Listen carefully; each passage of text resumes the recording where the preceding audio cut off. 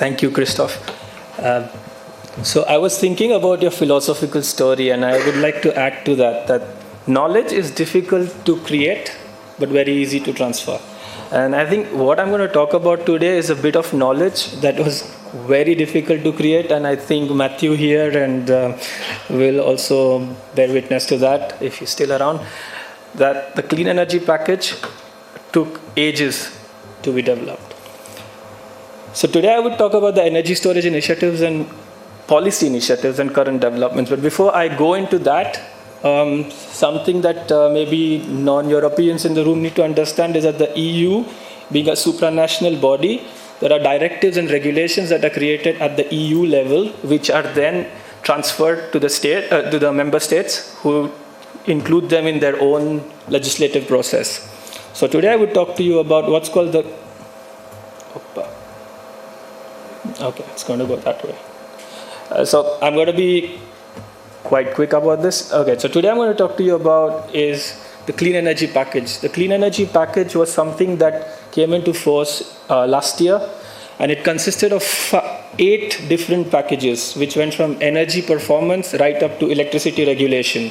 So today we will talk about the electricity directive.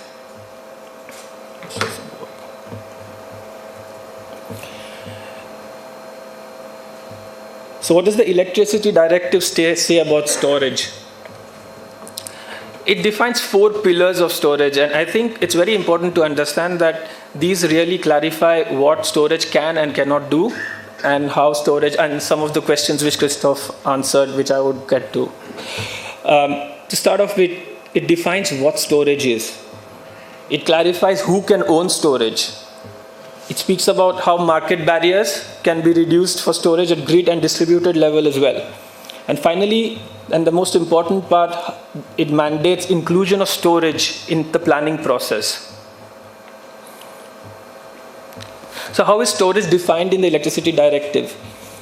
So the European Union went beyond considering storage as something as input from electricity and output as electricity to include various different devices such as capacitors as well as other energy carriers. So in converting power to gas as hydrogen will also be considered as storage if the hydrogen is not used for reconversion to electricity but used as hydrogen fuel itself for, let's say, transportation.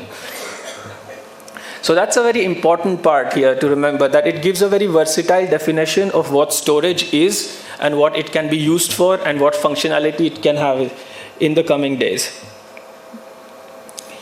Whom should own storage? This is a very difficult question. Should network operators who are monopolies at the TSO level or at the DSO level be allowed to own storage, which is, like you saw in the definition, as a lot of versatile use, or this should be a market-based service that should be procured by the distribution or the transmission company?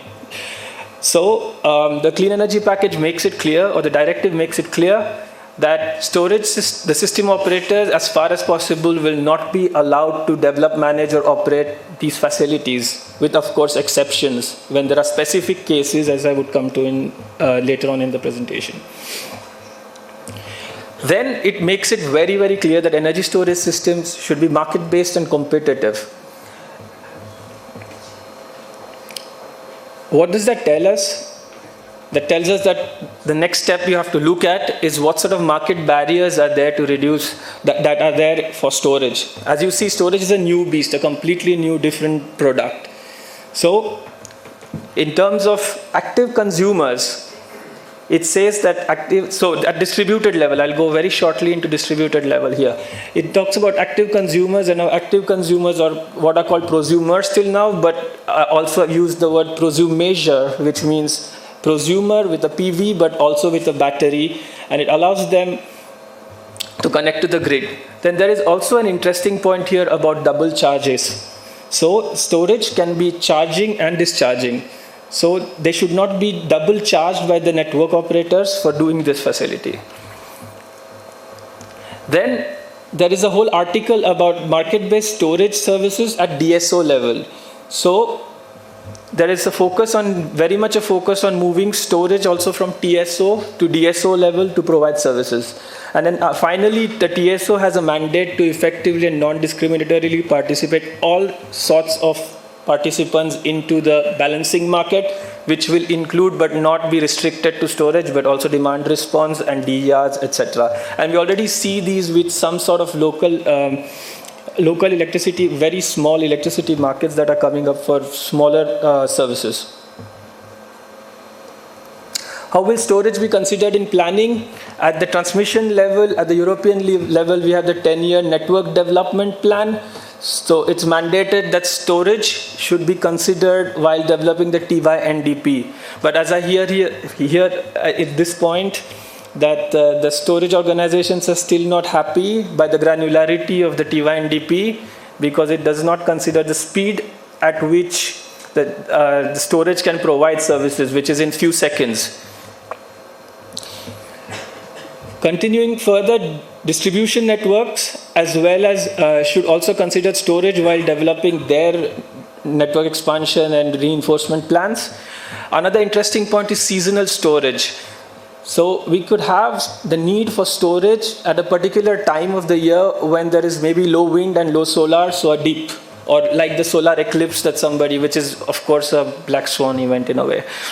But the need and the use of storage for seasonality should be considered. And finally, there is an entire article which talks about how the decision-making power of the TSO regarding allowing new generations such as storage facilities to be connected to the transmission grid.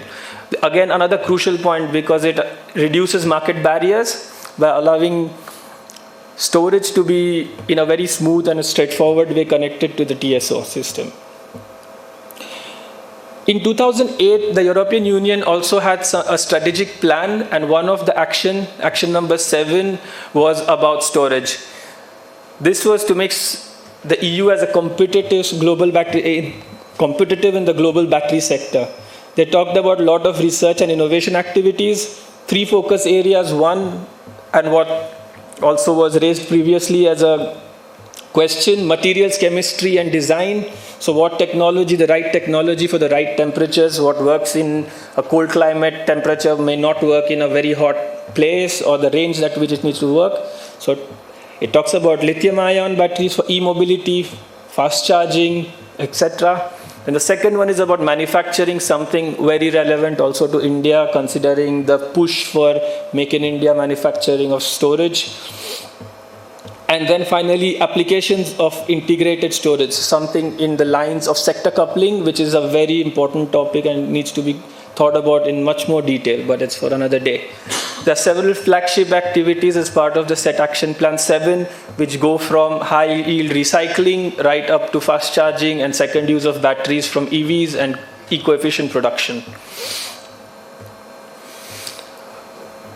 And recently, when the commission changed, and we had the new president of the commission coming in, they came up with the new Green Deal. The new Green Deal, as it says here, is the new strategy of Europe to grow in a sustainable way by cutting emissions, at the same time creating jobs. In terms of storage, the action plan continues to support the strategic action plan which we spoke about previously. Support the European Battery Alliance. It's an alliance of a lot of battery stakeholders which have been put together. Indeed, in the next year, it proposes a new European legislation on batteries, on sustainable development, use and recycling of batteries, which brings up a lot of questions about what would be the sustainability measures that would be put on manufacturers of batteries and implementers. And finally, it also speaks about updating infrastructure regulations that exist already, such as the 10E regulations, and include innovative technologies such as batteries as part of the 10E regulation plan.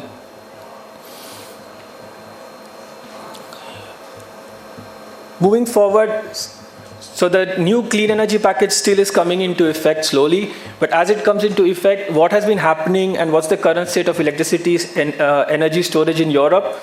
As you see, we have grown from 0.6 gigawatt hour in 2015 to 5.5 gigawatt hours right now. You can see a massive spurt in growth in the middle when there was the enhanced frequency response tender. What is the enhanced frequency response tender? It was a sort of a new product which was created in the UK when they were in the EU, and it was a very fast responding frequency product that was created. And it was 200 megawatt, and most of the 200 megawatt that won this tender was batteries. One of the examples of that was the NL project which has been developed. And then you see that there's been a cumulative growth in both at distributed residential level batteries as well as front of the meter batteries, commercial industrial batteries. Some examples of utility scale batteries that have come up recently. One is the Stieg project in Germany, which provides frequency regulation. There are 6 locations across the country where 15 megawatt or 20 megawatt hour batteries have been allocated. In Italy, we have the example of Terna. Terna, of course, it's an exception, so this happened before the green energy package, but it is a TSO which is invested in batteries. So they had a problem of transferring electricity, which is green in 2 minutes. Okay, yeah, I'm almost done.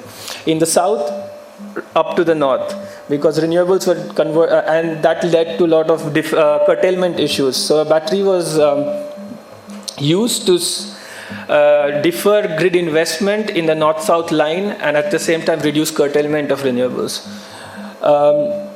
In Great Britain right now, there are also a lot of projects are going on. One of the biggest ones as such is the project of 20 megawatt hours and the 7 megawatt hours, both giving frequency response, and both have been part of the enhanced frequency response auction. These are some of the battery platforms that exist in Europe, supported by the European Commission. There's the European Battery Alliance, Battery for Europe, and Battery 2030, which look at making Europe the market leader in terms of batteries, at the same time ensuring that batteries are used in an efficient way. Some challenges, thanks to Patrick for helping me out with this, but we discussed this, and the challenges that go are from how to monetize long duration storage services. How can we further implement new storage applications behind the meter called cloud storage, citizen energy communities? This is something more at a distributed level, but still exists. What is important and what needs to be considered is the third one, which is about market design, that there has to be a business case that makes sense for storage. And at the moment, the storage can give various services, but there is no clarity about how and what sort of market rules that need to be put into place to ensure that storage can be able to provide all these services. There are a lot of examples of how this has been done, one being creating new products like the EFR, or in the US market, which was also mentioned by the FERC chairman yesterday, which was to split the signal for frequency response to fast and slow. In a way, what you do is you don't create a new product, but you remunerate faster responding services with more money. For instance, storage will then get more money to follow a faster signal, or allowing storage or being part of some sort of a tender. In a way, it's been done in California, where a few megawatt of storage was mandated to be owned, and then it became part of the San Diego system. There have been also cases where storage has been used by transmission system operators for deferral, and after the deferral it continues to provide services. For example, in Texas, where it was used for a line till the new line was built. A decision was made to build the new line, and once the new line was built, the storage became in a way redundant, but then it could be used later. So finally, we need to look at what sort of technologies that need to be developed, something I touched upon already. And most importantly, any policy has to be technologically neutral and flexible. Thank you.